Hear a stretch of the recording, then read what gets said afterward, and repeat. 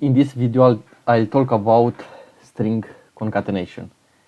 We'll define a character and the number of times to repeat in a for loop, for example.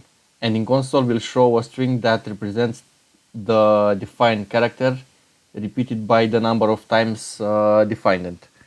For example, I'll define a constant with the name character and with the value a, and I'll define another constant with the name times to repeat with the value 15. And on line 3 I define a variable with the name answer and the value empty string. And now I'll create a for loop with the variable e starting from 0, and it goes until times to repeat value, and the increment is e++, and I'll concatenate the character value to the answer. So the answer will be answer plus character, and we can use this shortcut answer plus equal character. Now we can write to console log the value for the answer, and we can open the page with a live server.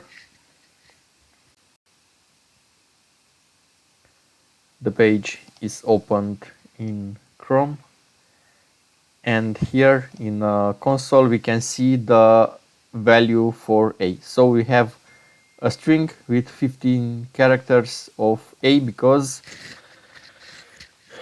we have a for that runs 50 times, and we concatenate the character value that is a to the answer. So finally we will have a string with 15 characters. Now let's see something else. For example, if we have another variable with the value my string and the text hello, and if I create another for loop with index starting from 0 to 3 e++, and here inside this for I'll put console log my string from index e. Let's see what happens. Here we iterated the first 3 characters from this string. So I have H, A and L, and if I want to iterate in the entire string, I'll put here my string dot length. So my for will start from 0 and will go to my string length.